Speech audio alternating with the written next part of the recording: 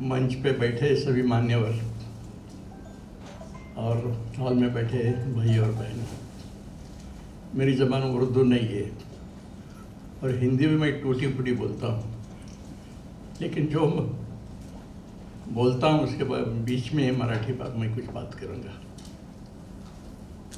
मैं बशीर साहब को उनके पूरे साहित्य जीवन का मैं उनको धन्यवाद देता हूँ, जो अपने जो परंपरा है उनकी घर में से एक परंपरा अपने समाज में ऐसी चलती है कि पॉलिटिशियन के बेटे बच्चे, उनके बहू, उनके औरतें पॉलिटिक्स में आते हैं। घरानी से उसको बोले मराठी में। क्रिकेटियर के घर में क्या है, क्रिकेट उनके ही बच्चे आगे क्रिकेट खेलते हैं। तो साहित्यिक क्षेत्र में भी लेखक जो है ना, उनके भी बच्चे, कोई बहू भी उनके लिखते हैं। लेकिन शायर के घर में शायरी पैदा होना ये नामुमकिन है, लेकिन ये अपवाद है। लेकिन क्यों, कदीर शोलापुर के तीनों लड़के शायर हैं। कदीर शोलापुरी, मैं ये नाम कब से जानता हूँ, हमारे शोलापुर के एक बड़े संगीतकार थे राम प्रसाद दुबे, उन्होंने कदीर शोलापुर के एक शायर को अच्छा गीत लिखा था और उसको मराठी में अम्बे जोगाई में भी, वो शोलापुर के थे, डॉक्टर रंगनाथ तिवारी, उनकी किताब में भी उसका उल्लेख किया है। तो कबीर शोलापुरी कहते हैं,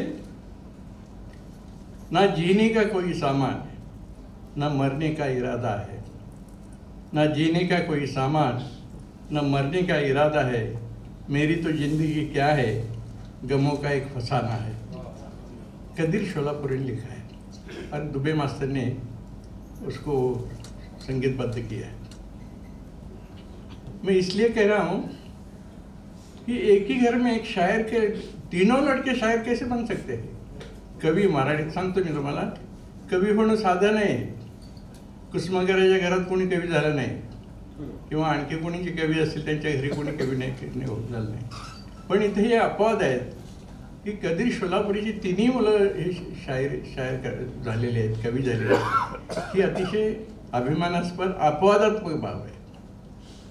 मला माहीत आहे की मी जे म्हणतोय ते तुम्ही समजू शकाल। मला सकाळी मी यांचा दिया कदीर जो भाऊ आहे, त्यांनी यांचाच एक शेर मला पाठवले आहे। त्याचं म्हणतोय, चलो तो राह में टूटा हुआ दिया भी नहीं, चलो तो राह में टूटा हुआ दिया भी नहीं, सुनाओ दर्द इसे कोई हमनवा भी नहीं, उभरते शौक को एहसास रोक लेता है, कदम बढ़ाता हूँ एहसास रोक लेता है। त्यांच्या अपेक्षा खूप होत्या।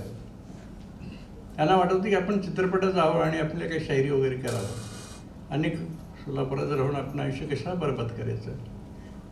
पण त्यांना काही परिस्थितीमध्ये जाऊ शकले नाहीत आणि शेवटी ते शिक्षक म्हणून राहिले। शिक्षक पेशा मोठा शिक्षक पेशा आहे। शिक्षकाचं काम हे कुठलंच नाही, कितीही मोठा माणूस असू द्या, पण शिक्षक जे पवित्र काम करतो, समाज निर्माण करण्याचं काम करतो, मुलं निर्माण करण्याचं काम करतो, त्यांना त्यांच्यावर संस्कार करण्याचं काम करतो, ते शिक्षकच करू शकतात। आणि ते शिक्षकाचं काम उन्होंने छोड़ा नहीं है। त्यांना खूप मुंबईला जर गेले असेल तर त्यांना भरपूर वाव मिळाला असता, पण शेवटी आपल्या पेशाशी ते इमानाने राहिले आणि आयुष्यभर केले। 80व्या वर्षापर्यंत त्या लिहित आहेत। सोलापुरामध्ये खूप कमी लोक आहेत असे की त्यांनी असं आहे साहित्य क्षेत्रामध्ये इतके वर्ष काम केले।